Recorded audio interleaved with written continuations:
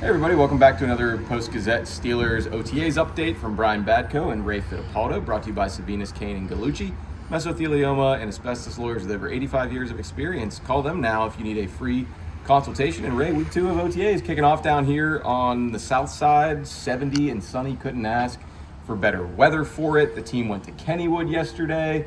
They were all out there today for the most part, enjoying the sunshine and the weather. Still some absences, but nothing really new to report here on our end.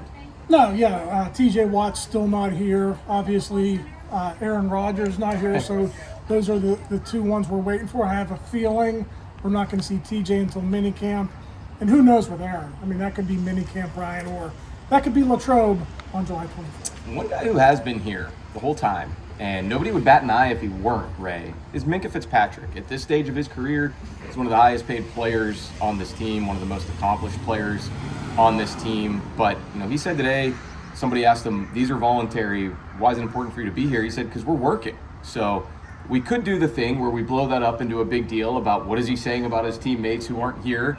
But I look at it, Ray, as more, he knows last season was not his best work. He knows the last 5 games were far from the best work for this defense and what it can be. I think he understands that, the communication and that kind of second nature defensive, intuition almost that you have to have with each other really needs to begin now in May and June. Yeah, and Patrick Queen talked about this on the first day of OTAs last week. He said the coaches and the players have been trying to clean up some schematic things that went wrong in that playoff game against the Ravens. Yeah. Obviously, if you watch that game, they got pushed around a little bit, but they were also out of position a lot. Lamar Jackson and Derrick Henry just running through gaping holes. So that was obviously a big issue as well. So yeah, if they can get back to being that old Steelers defense where the communication is a little bit better, we'll all be better off. And those issues did pop up earlier in the season, and they kind of reared their ugly head again during that late season slide, because what was it, the Dallas game maybe that Deshaun Elliott? No, it wasn't the Dallas game. It was another game earlier in the season where he was talking about guys running wide effing open, and we can't have guys running wide effing open. Well, they solved some things in the meantime, but then they did crop up again at the worst possible time for this defense. And you think back to last season, Ray. I mean, you remember us kind of sitting there watching the All-22, watching the cutaways during games on the broadcast. It's like trying to read guys' body language. Was Minkah Fitzpatrick yelling at Beanie Bishop? Was Cam Sutton out of place? Was Deshaun Elliott angry? Was Patrick Queen angry? So I think they're understanding that perception was out there. And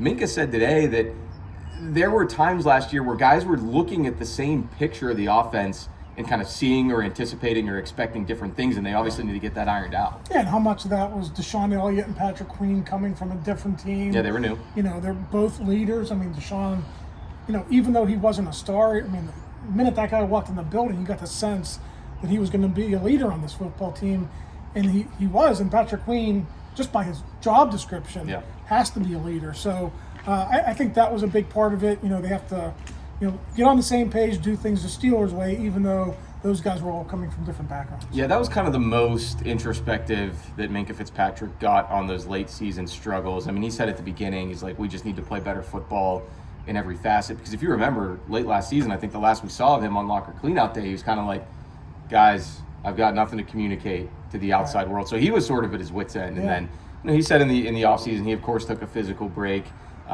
Mentally, he never really takes a break. He had 25 or 30 cut-ups that he was studying a lot. I'm guessing from all that went wrong late in the year. And, somebody also asked him about getting back to playing Minkah ball, which I think was the big talking point this time a year ago, if I'm not mistaken. And he almost seemed to bristle at that coming up again, maybe because he didn't have a very good 2024 or very productive 2024. Wouldn't know it. He was a Pro Bowler, so claps for him there. But he just said, look, I'm just trying to play football.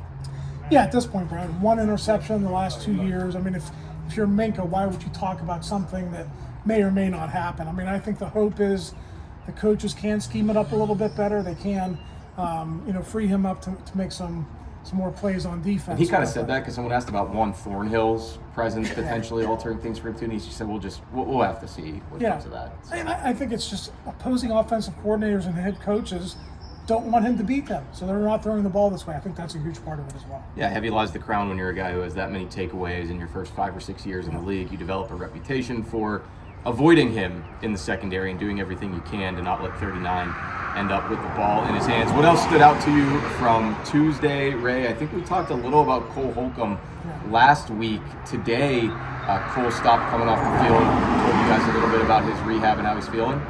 Yeah, I would say this was Cole's most extensive interview since he was injured. I know he talked to Jerry Dulac late last season, one-on-one, but he did a group interview today, and he said if the coaches needed him to come back in January last year, he could have done it, but, quote, it wouldn't have been the smartest thing. So he was getting close towards the end of the season, but he wasn't quite there, and it seems like he's going to be a full go for training camp.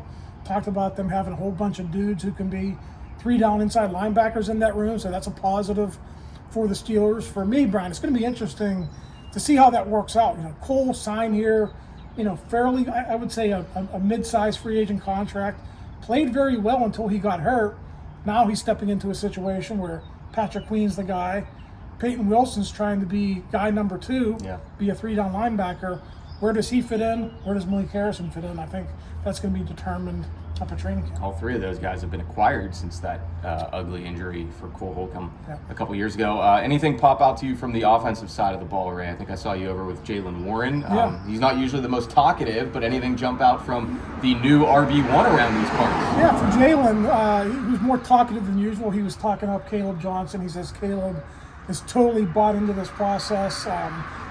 From that standpoint, so from a mental standpoint, we all see how Caleb Johnson is physically. That guy walked in as a day one NFL type of a body. So I think that's going to be a good pairing. I asked him about, he's been in a situation where he's shared touches and carries with Najee Harris the last 3 years.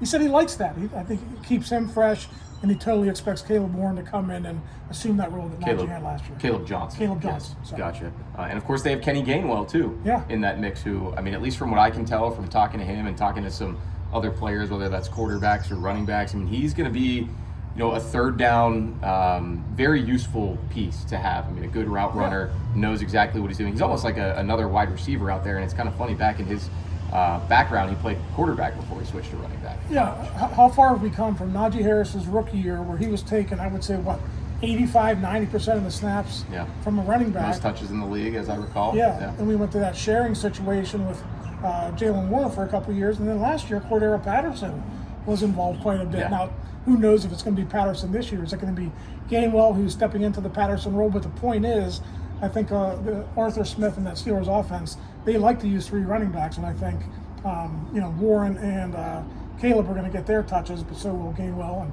maybe Patterson as well. We haven't heard from Cordero Patterson. He's out of sight, out of mind here at OTAs. Maybe next week at training camp. Where are you, Cordero? Maybe on a boat somewhere, enjoying year 12 coming up maybe for him or something like that. So for anyway, he's Ray Fittipaldo. I'm Brian Batko. He's Chris Carter. Thanks again for checking out another video from us. We'll see you again tomorrow, Steelers OTAs.